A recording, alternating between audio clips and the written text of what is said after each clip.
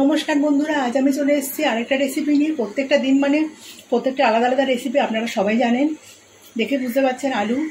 আলুগুলোকে আমি এরকম মোটা মোটা করে কেটে নিয়েছি আর লবণ মাখিয়ে রেখেছি। আর এখানে একটা বড় সাইজের টমেটোকে ঘেটে ঘষে নিয়েছি আর নিয়ে নিয়েছি কিছু কাঁচা লঙ্কা। আর এখানে 5 ফোড়ন আর শুকনো লঙ্কা, আর কিচ্ছু লাগবে না। আজকে আমি বানাবো বাঙালির সবথেকে বেশি পছন্দের খাবার, সাদা আলুর তরকারি আর সাদা লুচি, শুধু ময়দার সাদা লুচি। কড়াইতে সর্ষের তেল বসিয়ে দিয়েছি, তেলটা গরম হতে দিয়ে দিয়েছি। তেলটা আরেকটু গরম হোক, কারণ বাঙালির ছুটির দিন মানেই কিন্তু লুচি তরকারি।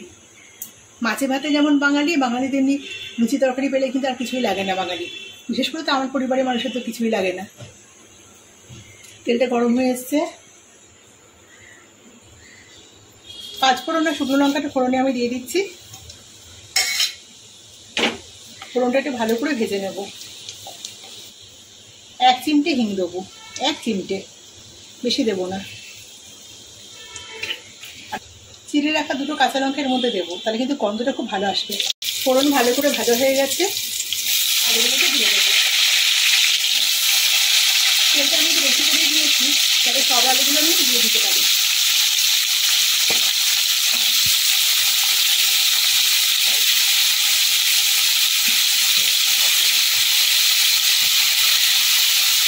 অনেকে বলে অনেকে লুচি খোলে না, তাই কিছু স্পেশাল টিপস দিয়ে লুচি যেভাবে খুলবে সেভাবেই আমি লুচিটা বানাবো। যাতে একটা লুচি খুলবে না তা না, প্রত্যেকটা লুচি খুলবে, নরম থাকবে।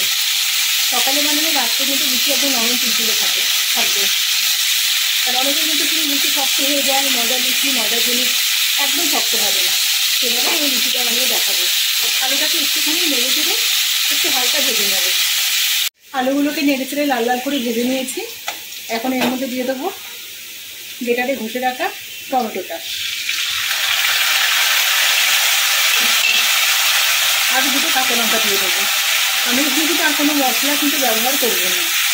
এবার এটা কিন্তু খুবই সিম্পল রান্না হবে, যেটা খেতে কিন্তু খুব ভালো হবে, অসাধারণ খেতে হবে। সাধারণ রান্না, যে স্বাদ হবে তার অসাধারণ।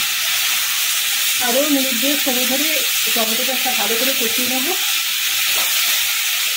আর এখন একটু লবণ অ্যাড করবো।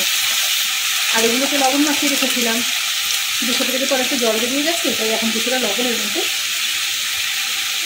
দিয়ে দিলাম। একটু ভালো করে মিশিয়ে নেব।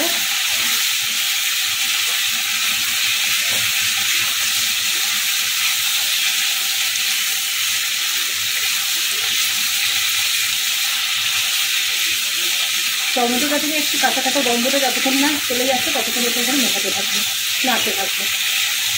টমেটোটা দিয়ে ভালো করে কষিয়ে নিয়েছি, এবার জল দিয়ে দেবো। আলুগুলো সেদ্ধ হবে তো জলটা একটু বেশি করেই দিচ্ছি। এবার ঢেকে দিয়ে এটা সেদ্ধ হতে দেবো।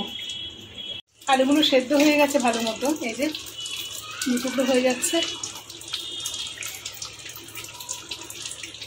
এবার এর মধ্যে দিয়ে দেবো সামান্য একটুখানি চিনি। আমার বাড়িতে বন্ধুরা সবসময় চিনি গুঁড়ো করা থাকে, এটাই আমি বেশি ব্যবহার করি। দিয়ে দিলাম গুঁড়ো চিনি একটুখানি।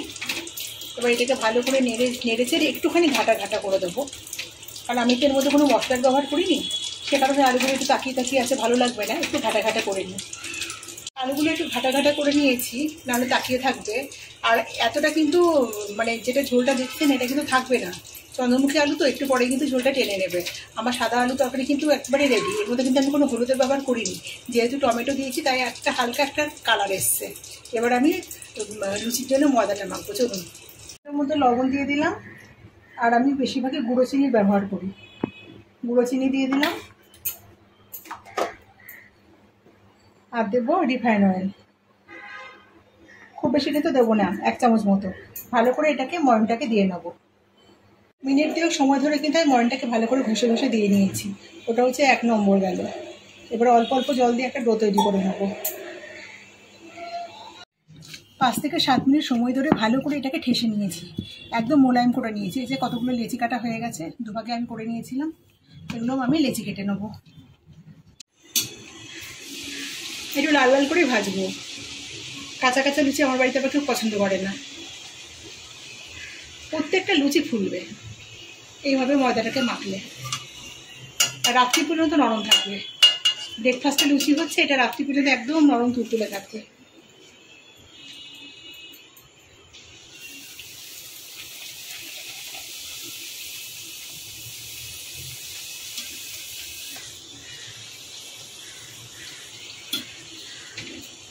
দেখুন আমাদের সাদা আলুর তরকারি আর সাদা লুচি একেবারে রেডি, একেবারে প্লেটে দিয়ে দিয়েছি খাওয়ার জন্য।